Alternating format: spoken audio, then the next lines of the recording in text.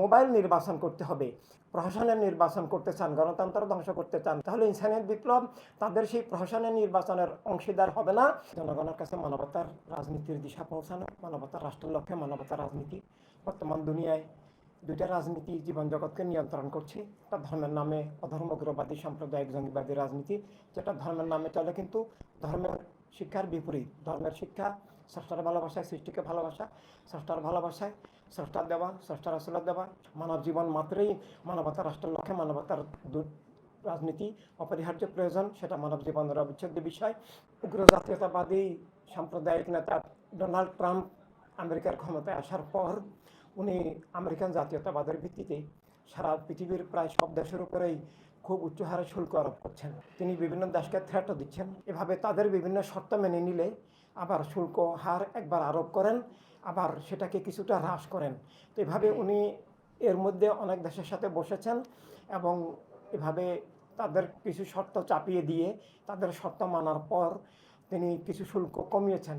রাষ্ট্রের মালিক জনগণ, সরকার সেটা অবশ্যই খোলাসা করা উচিত, স্পষ্ট করা উচিত, সব কিছু স্বচ্ছতা থাকা উচিত জনগণের কাছে।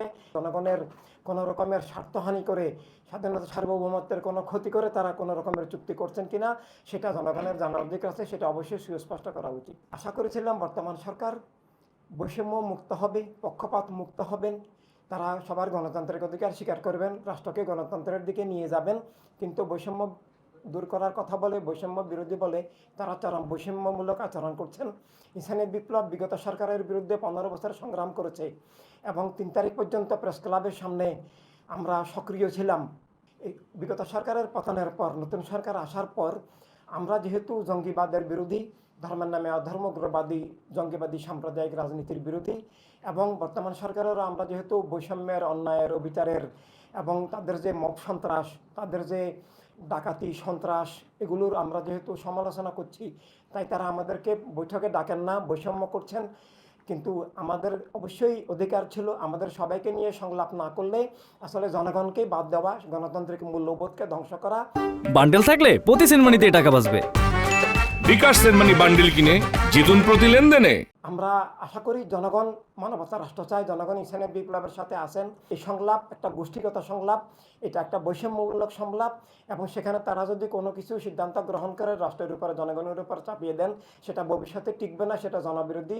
তাই আমরা তাদেরকে সুপথে ফিরিয়ে আসার, আমাদের সবাইকে নিয়ে আলোচনা করে রাষ্ট্রের কল্যাণে সর্বসম্মত সিদ্ধান্ত নেওয়ার অনুরোধ জানাচ্ছি। বৈষম্যমুক্ত একটা পরিবেশ, একটা গণতান্ত্রিক পরিবেশ অবশ্যই সৃষ্টি হতে হবে। প্রোটোকল ব্যবহার করে প্রশাসন, সেনাবাহিনী, পুলিশ সবাইকে ইউজ করে, রাষ্ট্রীয় কোষাগার ব্যয় করে কোনো দলকে যদি ক্ষমতাসীন করতে চান, বিগত সরকারের মতো প্রহসনের নির্বাচন করতে চান, গণতন্ত্র ধ্বংস করতে চান, রাষ্ট্র দখল করতে চান, তাহলে ইনসানিয়ত বিপ্লব তাদের সেই প্রহসনের নির্বাচনের অংশীদার হবে না, বরং জনগণকে নিয়ে শান্তিপূর্ণভাবে, আদর্শিকভাবে ইনসানিয়ত বিপ্লব রাষ্ট্রকে, ধর্মকে, গণতন্ত্রকে, জীবনকে রক্ষার জন্য সেই ধরনের প্রহসনের নির্বাচনের বিরুদ্ধে সর্বাত্মক প্রতিরোধ গড়ে তুলবে। সরকারের কাছেই, নির্বাচন কমিশনের কাছে, সেনাবাহিনী, পুলিশ, প্রশাসন সবার কাছে আমাদের আবেদন হচ্ছে এই যে তারা দলনিরপেক্ষ থাকবেন, পক্ষপাত মুক্ত হবেন, পক্ষপাত দুষ্ট হবেন না, এবং জনগণের সবাইকে, স্বৈরাচার বিরোধী এবং গণতান্ত্রিক মানসিকতার সব দলকে নিয়ে তারা নির্বাচন করবেন। এবং নির্বাচন হওয়ার জন্য বর্তমানে সামাজিক নিরাপদ পরিবেশ নাই, নির্বাচনী সরকার প্রয়োজন।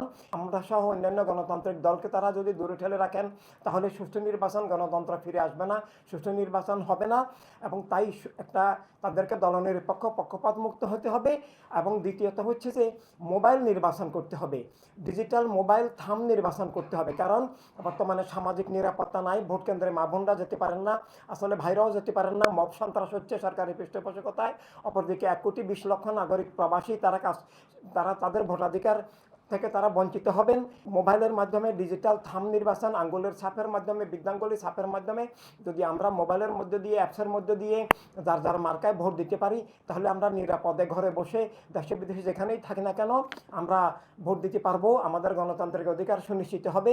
আমরা সরকারের কাছে, নির্বাচন কমিশনের কাছে আবেদন জানাবো দুইটা, যে তার দলনিরপেক্ষ হবেন, বৈষম্যমুক্ত হবেন, নিশ্চিত করার জন্য মোবাইল থাম নির্বাচন বর্তমান যেটি এস্তোনিয়াতে আছে সেটার ব্যবস্থা করবেন।